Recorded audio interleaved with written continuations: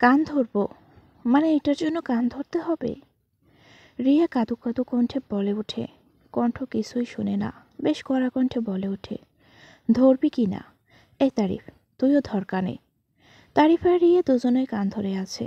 ওদিকে কণ্ঠের কোনো ভাবান্তর নেই। ভাই, আমার পায়ে ধরে গেছে, এখন তো ছেড়ে দে। তারিফ প্রায় কেঁদে দেবে এমন অবস্থা। শান শব্দ করে হেসে উঠল। ভাই রে ভাই, তোরা কি ভাবছিস এভাবে লোককে রিলেশন করবে আর আমরা জানবো না? তাহিয়া মেকি রাগ দেখিয়ে বলে, এটা আমি একদম মানতে পারছি না। রিয়া, তুই আর তারিফ রিলেশনে আসিস আর আমাদের জানানোর প্রয়োজন বোধ করলি না? সোহা বেশ গুরুগম্ভীর কণ্ঠে বলে, ভালো হয়েছিল আমরা ওদের সেদিন রাস্তায় দেখেছিলাম, তাই তো জানতে পেরেছি। তারিফ হট করে নিচে বসে গেল। ভাই, তোরা রাগ করিস না, ট্রাস্ট মি, আমরা তোদের বলতাম, কিন্তু সঠিক সময়। কণ্ঠ নিচে বসে, সে শুকনো শ্বাস ফেলে।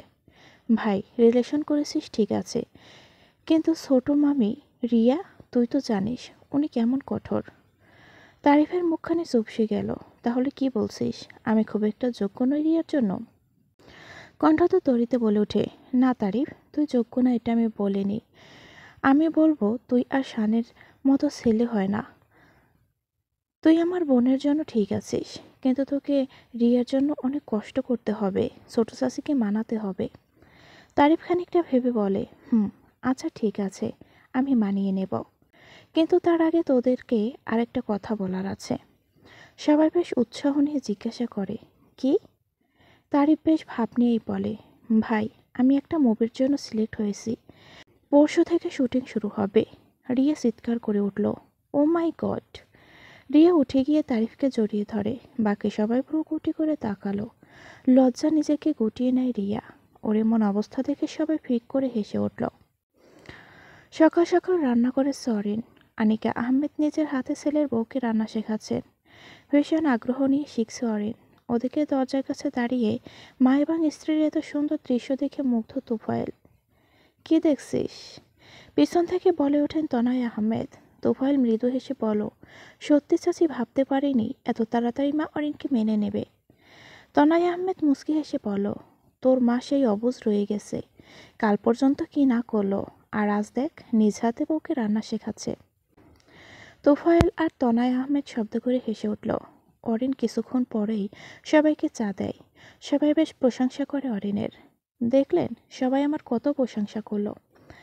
অরিন বিছানায় বসে পা দুলিয়ে দুলিয়ে কথাটা বলল। অফিসের জন্য তৈরি হয় তোফায়েল। অরিনের কথা শুনে মুচকি হাসে। দেখলাম তো। তবে ম্যাম, আপনি সারাদিন কি এসবই করতে চান, নাকি চাকরি করবেন? অরিন গাল ফুলিয়ে বলে, না না, আমি চাকরি করব না, আমি তো সংসার করব, বাবু সামলাবো। তোফাল শব্দ করে হেসে উঠল। আচ্ছা ঠিক আছে, তাহলে আপনি না হয় সংসার সামলান, আর আমি সামলাবো আপনাকে। অরেন খিলখিলিয়ে হেসে বলে, মা, মা টু। আপা, তোমার আদরের বৌমা কি কলেজ থেকে ফিরেনি? কথাটা বেশ মিস মেরে বলো সাহা খান অহনা খানকে। তোমার বৌমার তো সংসারের কোনো মনে নেই, এর চেয়ে যদি শহীদাকে বিয়ে করিয়ে আনতে তাহলে কত ভালো হতো। অহনা খান চোখ গরম করে তাকালো। মুহূর্তে চুপসে গেল সাহা খান। এসে গেছি। কণ্ঠ দৌড়ে রান্নাঘরে গেল। তুর্য ওর ব্যাগ নিয়ে উপরে নিজের ঘরে চলে গেল। অহনা খান বলে ওঠে, কি করছো তুমি? সবেমাত্র এলে, যাও গিয়ে ফ্রেশ হয়ে আসো। সাহা খান বড় কুঁচকে তাকালো। কণ্ঠ হাসি মুখে বলে, কোনো সমস্যা নেই মা, আমি পারবো, বলো কি করতে হবে।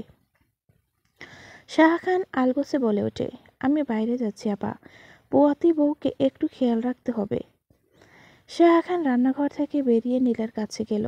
কণ্ঠ তাড়াতাড়ি এঁটো বাসনগুলো ধুয়ে ফেলে। এসব দেখে অহনা খান বলেন, এভাবে এসে রেস্ট না নিয়ে কাজ করলে শরীর খারাপ করবে। আমাদের এত দেখাশোনা করতে হবে না, বেশি করতে গেলে অসুস্থ হবে, আর তখন কে দেখাশোনা করবে?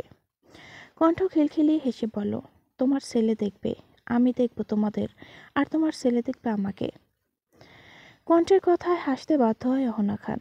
পাগলি মেয়ে একটা। 2 মাস যেতে না যেতে আবারও পরীক্ষা চলে এসেছে কণ্ঠের। ওদিকে বড়সড় ঝামেলা হয়েছে। রিয়া ধরা পড়ে গিয়েছে। তারিফের সাথে সম্পর্কের কথা পুরো আহমেদ বাড়ি জেনে গেছে। প্রিয় মেয়ের গালে ঠাস করে একটা থাপ্পড় দিলেন আনিক আহমেদ। তোকে কি আমি কলেজে এসব করতে পাঠিয়েছি? পড়াশোনা বাদ দিয়ে প্রেম করে বেড়াচ্ছিস? রিয়া গালে হাত দিয়ে অশ্রুসিক্ত নয়নে তাকালো নিজের মায়ের দিকে। আনিকা আহমেদ কপালে হাত রেখে সোফায় ধপাস করে বসে পড়েন। কি মেয়ে জন্ম দিয়েছি, আল্লাহ মানসম্মান সব শেষ করে দিল। রিয়া কাঁদতে কাঁদতে দৌড়ে রুমে চলে গেল। ওদিকে কণ্ঠ সবকিছু জেনে তো ভয়ে রীতিমতো নির্বাক। কি হয়েছে? তোমার বইপত্র এভাবে পড়ে আছে যে? স্যার, রিয়া ধরা পড়ে গেছে। তুর্য কিছুই বুঝতে পারল না। কিসের ধরা পড়েছে? কি বলছো তুমি? ধরা পড়েছে মানে? কি করেছে রিয়া? কণ্ঠ কাঁপা কণ্ঠে তারিফের সাথে বিয়ার সম্পর্কের কথা বলে। তুর্য ভাবুক হয়ে যায়। তাহলে খুব বড় সমস্যা আছে। কি করবে এখন? আপনি তো দেখেছেন তারিফ স্যার ওরা কতটা ভালো। হ্যাঁ, তোমার বন্ধুরা আর যাই হোক, কোনো বাজে অভ্যাস নেই বা খারাপ স্বভাব তো আমি কখনো দেখিনি। কণ্ঠের চোখ দুটো চকচক করে ওঠে। তাই না? তাহলে এখন আপনি ওদের বিয়ের ব্যবস্থা করে দিবেন। তুর্য ভ্যাবাচ্যাকা খায়। সে কি করবে? এই কণ্ঠ, এক মিনিট, কোথাও তুমি আবার গোলমাল করবে না তো? কণ্ঠ খিলখিলিয়ে হেসে উঠল। ড্রয়িং রুমে বড়সড় সমাবেশ বসেছে, যেখানে উপস্থিত আছে তারিফ, শান, সোহা, তাহিয়া। কণ্ঠ আছে তুর্যের সাথে। কণ্ঠ এক প্রকার তুর্যকে টেনে নিয়ে এসেছে। ওদিকের সোফায় বসে আছে আহাদ আহমেদ, শাহাদ আহমেদ, আনিক আহমেদ এবং তনয়া আহমেদ। শায়না রিয়া নিসু মস্তিষ্কে দাঁড়িয়ে আছে। শাহাদ আহমেদ তুর্যকে উদ্দেশ্য করে বলেন, তুর্য বাবা, তুমি বলো তোমার কি মতামত? তুর্য শুকনো ঢোক গিলে কণ্ঠের দিকে তাকালো। কণ্ঠ চোখের ইশারায় বলে কথা বলতে। তুর্য নিজের স্বভাব সুলভ বলে ওঠে, ছোট মামা, আমি যতদূর জানি তারিফ খুব ভালো ছেলে, কাজকর্মের দিকেও বেশ ভালো। ওই তো ওর নতুন মুভির কাজ শুরু হবে। পড়াশোনার পাশাপাশি এভাবে নিজের ক্যারিয়ার তৈরি করেছে, তাহলে বুঝতে পারছেন ছেলেটা কেমন। আহাদ আহমেদ বেশ গম্ভীর স্বরে বলে, হুম। শাহাদ আহমেদ এক নজর তারিফের দিকে তাকালো। ছেলেটা ভয় চুপসে গেছে। কণ্ঠ ভয়ার্ত কণ্ঠে বলো, ছোট মামা, বড় মামা, তোমাদের আমি গ্যারান্টি দিচ্ছি তারিফ খুব ভালো ছেলে, ও রিয়াকে ভালো রাখবে। আনিকা আহমেদ মুখ ভার করে আছে। তনয় আহমেদ সান্ত্বনা দিয়ে বলল, এত চিন্তা করছিস কেন? দেখ, সত্যি তো তারিফ ছেলেটা দেখতে শুনতেও ভালো। তার উপর তুর্য, কণ্ঠ দুজনেই তো বলছে ওর স্বভাব চরিত্র সবই ঠিকঠাক। তাহলে তোর আর কি চাই? আহাদ আহমেদ এবং শাহাদ আহমেদ দুজনে পরামর্শ করে, তারিফ যেহেতু ভালো তাহলে তাদের বিয়ের আর সমস্যা নেই। সবাই রাজি হয়। আনিকা আহমেদও আর না করলো না। সবাই ঠিক করে এইচএসসি পরীক্ষার পরেই ওদের বিয়ে দিয়ে দেবে। তারিফকে বলা হয়েছে যাতে তার বাবাকে দেখা করতে। মা যেহেতু নেই তাহলে তার বাবার সাথে বিয়ের সব কথা বলবে। থ্যাংক ইউ সো মাচ কণ্ঠ, তুই না থাকলে তারিফ আর আমার সম্পর্ক টিকতো না। কণ্ঠ ফিক করে হেসে উঠল, আমি কিছু করিনি, সব করেছে তুর্য ছাড়। তুই দাঁড়া, আমি ওনার সাথে কথা বলে আসি। কণ্ঠ দৌড়ে বাইরে যায়। তুর্য কারো একটার সাথে কথা বলছিল ফোনে। কণ্ঠকে আসতে দেখে ফোন পকেটে রেখে দেয়। কণ্ঠ এসে জাপটে জড়িয়ে ধরে তুর্যকে। ধন্যবাদ অপ্রিয় মাস্টার সাহেব। তুর্য স্নান হাসে, এখনো অপ্রিয় রয়ে গেছি? কণ্ঠ মুখ তুলে তাকায়, ঘাড় নাড়িয়ে বলে, হুম, এখন তো আপনি খুব প্রিয়। অপ্রিয় এটার মধ্যে প্রথম অক্ষর অবাদ দিলেই আপনি প্রিয়। পাগলি একটা। ইয়েস, আপনার জন্য পাগল আমি। আচ্ছা, এখন বলুন তো, আপনি আমাকে কখন থেকে ভালোবাসেন? তুর্য খানিকটা ভেবে বলল, হুম, যখন প্রথম কলেজে সেই অবুঝ কণ্ঠকে দেখেছিলাম সেদিন থেকে। কণ্ঠ খিলখিলিয়ে হেসে উঠল। ওর সাথে তুর্য শব্দ করে হাসে। দূরে দাঁড়িয়ে সবকিছু দেখে আহাদ আহমেদ, যাক, তাহলে মেয়েটা সুখে আছে।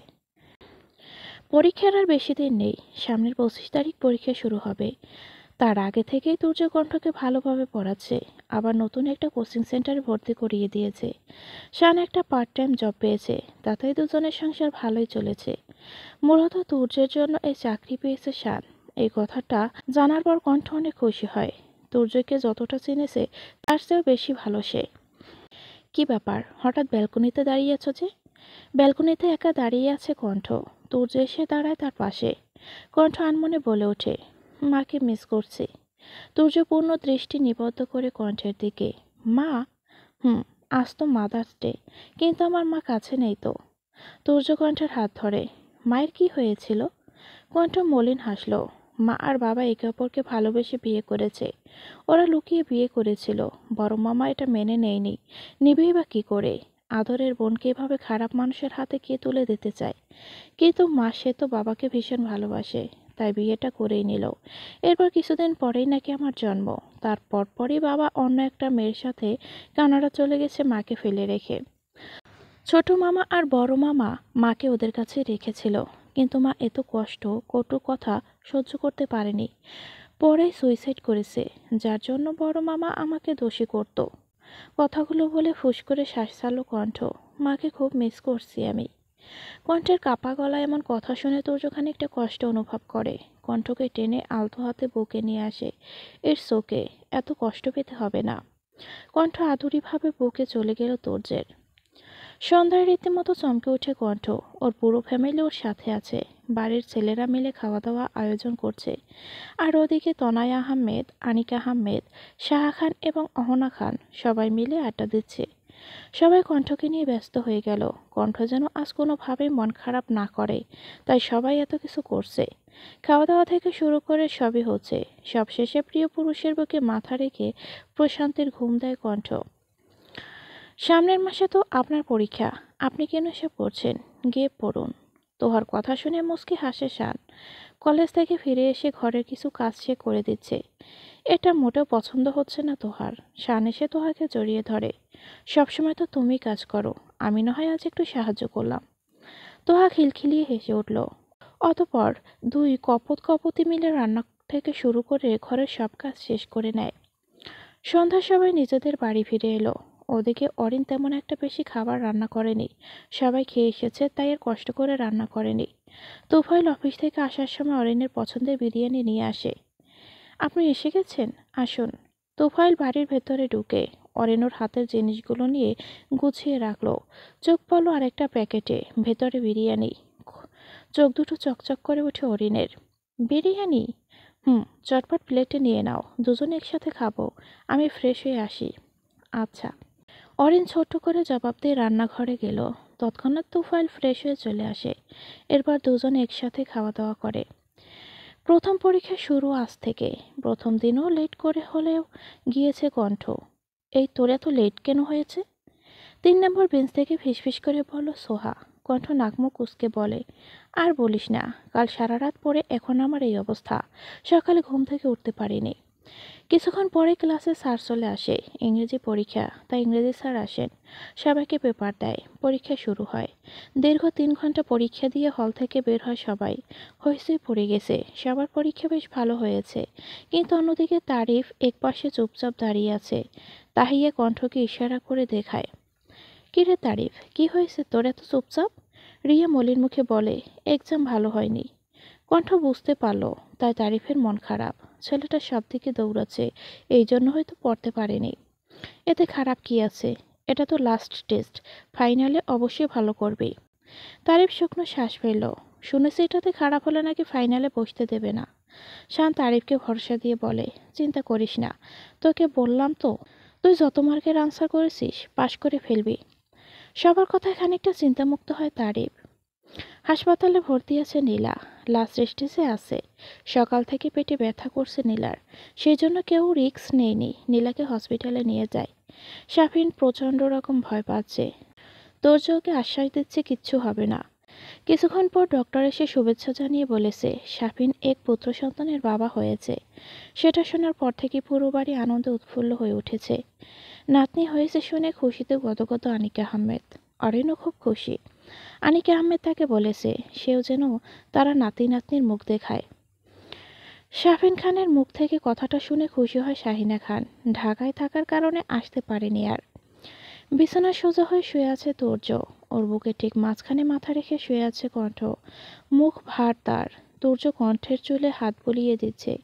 কান্না পাচ্ছে তোমার? কেন? তুর্যের প্রশ্ন শুনে আরও রাগ হয় কণ্ঠের। লোকটা কি বোঝে না? আপনি কি বুঝতে পারছেন না কেন কান্না পাচ্ছে? তুর্য তির্যক হাসে। কণ্ঠের গা জ্বলে গেল হাসি দেখে। আমি মা হব। কাঁদো কাঁদো গলায় বলে কণ্ঠ।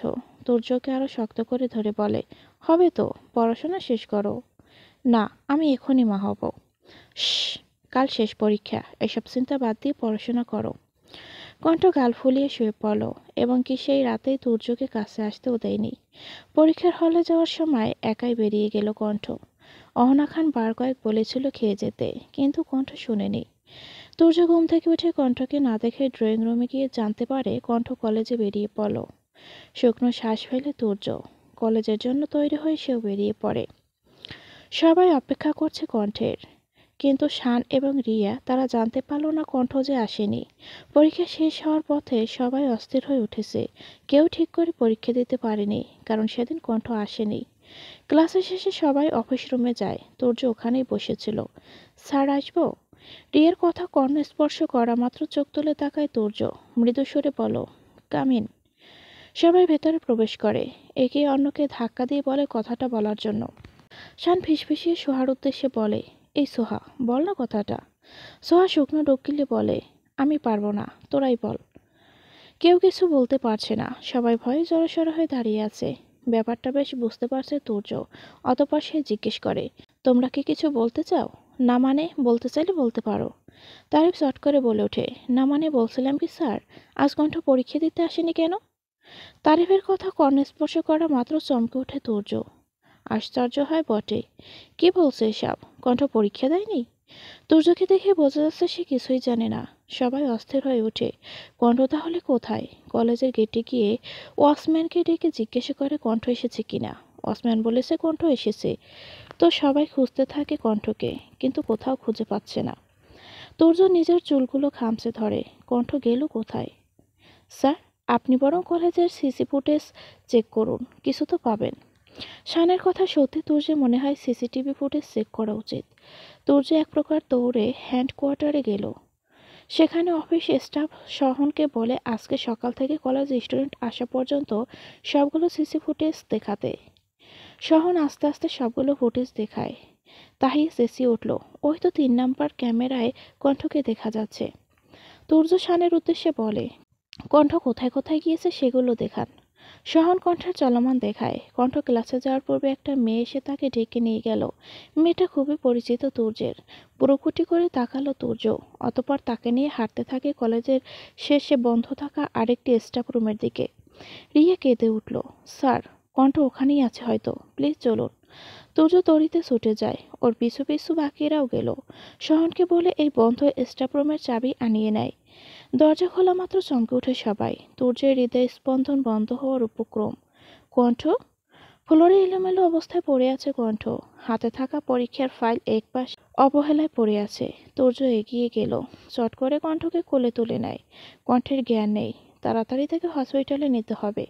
পুরো কলেজে রটে যায় প্রফেসর তুর্য খানের ওয়াইফ বন্ধ স্টাফ রুমে বেহুশ হয়ে পড়ে আছে। কেউ কেউ কানাঘুষা করছে, নিশ্চয়ই খারাপ কোনো উদ্দেশ্যে ওখানে গিয়েছিল কণ্ঠ। পিট চোখ করে তাকায় কণ্ঠ। ডক্টর বাইরে এসে আপডেট জানালো কণ্ঠ ঠিক আছে, চাইলে ওর সাথে দেখা করতে পারেন। স্বস্তি পেল তুর্য। ছুটে গেল কেবিনে। সাদা রঙের চাদর গায়ে দেওয়া শুয়ে আছে কণ্ঠ। কণ্ঠ? নিজের নাম শুনে গাড় ফিরিয়ে দেখে কণ্ঠ। তুর্য দাঁড়িয়ে আছে, চোখে মুখে ক্লান্তির ছাপ। স্যার? তুর্য ভয়ে ভয়ে এগিয়ে গেল। চেয়ার টেনে বসে কণ্ঠের হাত দুটো শক্ত করে ধরে। ঠিক আছো তুমি? হ্যাঁ। আপনার একই অবস্থা। প্রফেসর তুর্য খানকে অসুস্থ লাগছে, পাগলাটে ভাব। মলিনভাবে হাসে তুর্য। কি করার, আমার পাগলিটা যে হারিয়ে গিয়েছিল, ভয় পেয়েছিলাম। কণ্ঠ ফিক করে হেসে উঠল। বাকিরা সবাই দাঁড়িয়ে তাদের এই গভীর ভালোবাসা দেখে চোখে পানি চলে আসে। হুট করে কণ্ঠ কেঁদে ওঠে। কেমন জানি কষ্ট হচ্ছে তার। ব্যস্ত হয়ে ওঠে তুর্য। কি হয়েছে? কোথায় কষ্ট হচ্ছে বলো? আমি আর পরীক্ষা দিতে পারবো না স্যার, তাই না? ওরা সবাই এগিয়ে যাবে, আমি পিছনেই রয়ে যাব। শান, সোহা, তাহিয়া, রিয়া, তারিফ এর মন হুট করে খারাপ হয়ে যায়। সত্যি তো, একজন বন্ধুকে ছেড়ে তারা কি করে পরীক্ষা দেবে? কণ্ঠকে তো অ্যালাউ করবে না। তুর্য কণ্ঠকে আশ্বাস দেয় সব ঠিক হয়ে যাবে। সে নিজে কথা বলবে প্রিন্সিপাল স্যারের সাথে। 2 দিন লাগলো কণ্ঠে ঠিক হতে। অতঃপর বাড়িতে ফিরল সে। কিন্তু আশ্চর্যের বিষয় হলো বিকেলের দিকে তুর্য কণ্ঠকে বলল কোথাও একটা যাবে দুজনে। কণ্ঠ জিজ্ঞেস করলেও কিছু বলল না তুর্য। কণ্ঠ যে পোশাকে ছিল সেটাতে এড়িয়ে বের হলো তুর্য। একটা বাড়ির সামনে সে দাঁড়ায় দুজনে। এটা কার বাড়ি স্যার? এখনই জানতে পারবে। তুর্য কণ্ঠকে নিয়ে বাড়ির সামনে গেল। কলিং বেল বাজানো মাত্রই শহীদা সে দরজা খুলে দেয়। আচমকা কণ্ঠ এবং তুর্যকে দেখে রীতিমতো চমকে ওঠে শহীদা। তোমরা? তো তুর্য? তুর্য সহিতাকে কিছু বলতে দিল না, সপাটে চর বসায়। সিটকে গিয়ে পড়ে সহিতা, ব্যথায় কোকিয়ে উঠল। তুর্য! সহিতা চমকে উঠে। বাড়ির ভেতরে প্রবেশ করে তুর্য, টেনে তুলে সহিতাকে। তুই আমার ফ্রেন্ড, তুই তো খারাপ। তোরা তো সাহস আমার ওয়াইফ, আমার জান, ওর সাথে এমন করেছিস? সাহস হলো কি করে? তুই কণ্ঠকে রুমে বন্ধ করে রাখিস? সহিতা রীতিমতো ভয় শিউরে ওঠে, কণ্ঠ চুপ করে থাকে। হঠাৎ সহিতা তুর্যকে জড়িয়ে ধরে। প্লিজ তুর্য, আমি তোকে ছাড়া বাঁচব না। তুই এক কাজ কর, এ বাচ্চা কণ্ঠকে ছেড়ে আমার কাছে চলে আসো। কণ্ঠ এতক্ষণ চুপ থাকলে এখন আর পারল না। কি বললেন? আমি বাচ্চা? আমাকে ছেড়ে দিতে? তেড়ে আসে সহিতার দিকে। সহিতা রাগান্বিত হয়ে বলে, হ্যাঁ তো, তুমি দূরেই থাকো। সহিতা কণ্ঠকে থামিয়ে তুর্যের গালে হাত রাখে। প্লিজ বেবি, তুমি আমার কাছে চলে আসো। সত্যি, আমার তোমার বিয়ে নিয়ে কোনো প্রবলেম নেই। কণ্ঠ চুপ থাকলো না, সাপটে থাপ্পড় বসে সহিতার গালে। অসভ্য মেয়ে, এত সাহস! আমার জামাইয়ের দিকে হাত বাড়ান। আজকে আপনার একদিন কি আমার একদিন। কণ্ঠ ফট করে গলায় জড়ানো ওড়না কোমরে বেঁধে নেয়। আশেপাশে খুঁজতে লাগলো। চোখ পলো সোফার পাশে পড়ে থাকা হকি স্টিক দেখতে পায়, সেটা গিয়ে তুলে নেয়। এগিয়ে আসে সহিতার দিকে। সহিতা ভীত কণ্ঠে বলে, এই মেয়ে, কি করছো এসব? দূরে থাকো। তুর্য, প্লিজ কিছু বলো। তুর্য অবাক হয়ে তাকিয়ে আছে তার রণচণ্ডী কণ্ঠের দিকে। কণ্ঠ বুড়োকুটি করে তাকালো। উনি কি বলবে?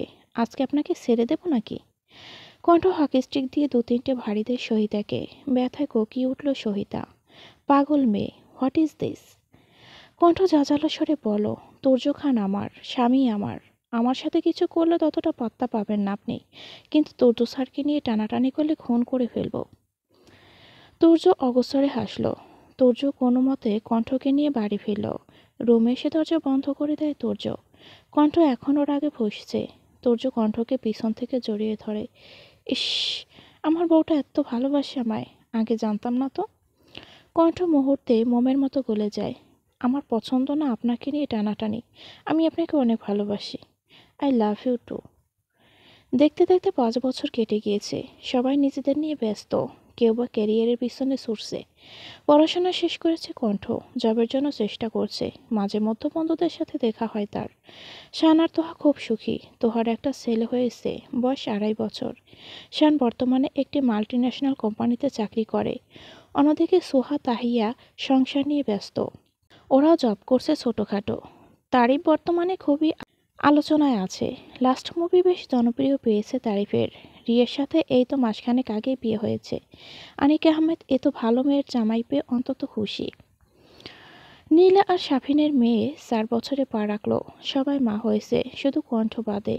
প্রচণ্ড রকম কান্না পাচ্ছে কণ্ঠের, কিন্তু সে তুর্যের থেকেও বড় ঘাড়ত্যাড়া।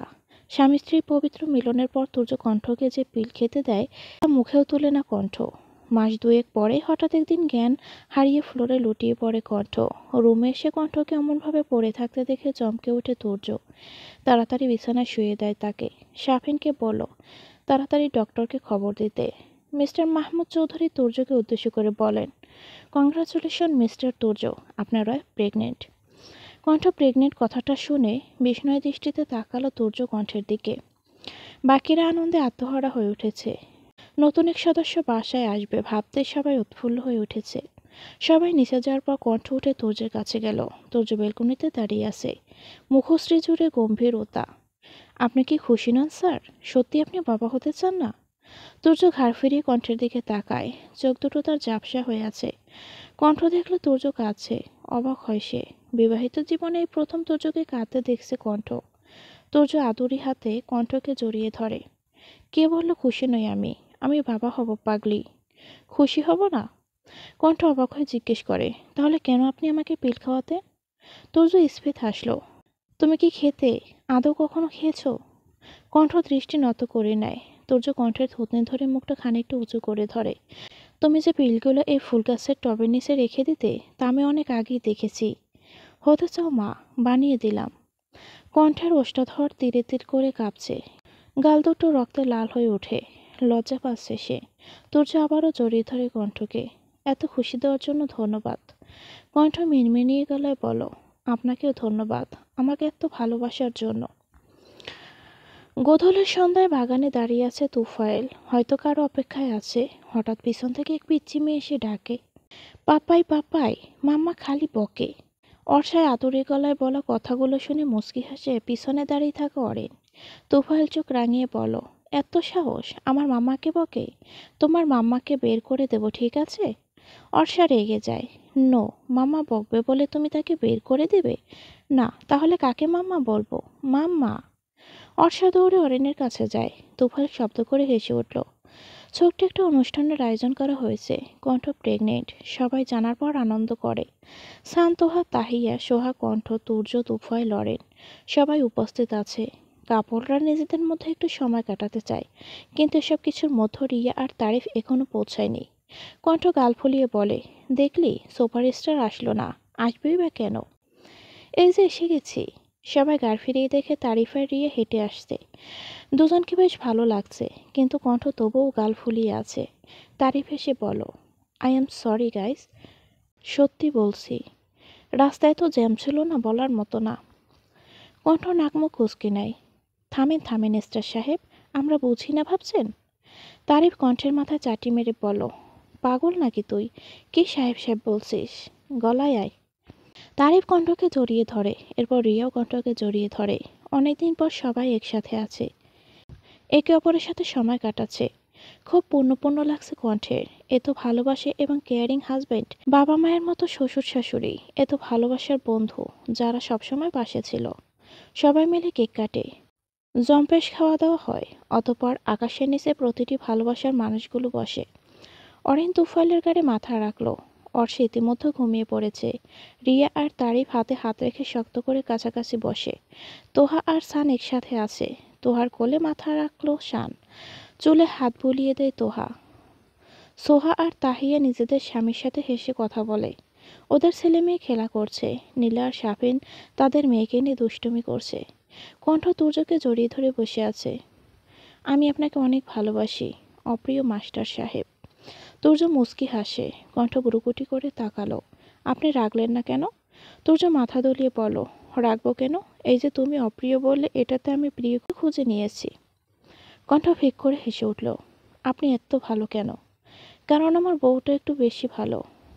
তুর্য থামল। কণ্ঠের কপালে গাঢ় চুম্বন এঁকে দেয়। আমি ভালোবাসি ইনফিনিটি পাগলি। কণ্ঠ আশপাশটা দেখল, সবাই নিজেদের মধ্যে ব্যস্ত আছে। এই ফাঁকে কণ্ঠ তুর্যের অধর আঁকড়ে ধরে। তুর্য কণ্ঠের চুলে হাত ঢুকিয়ে দেয়।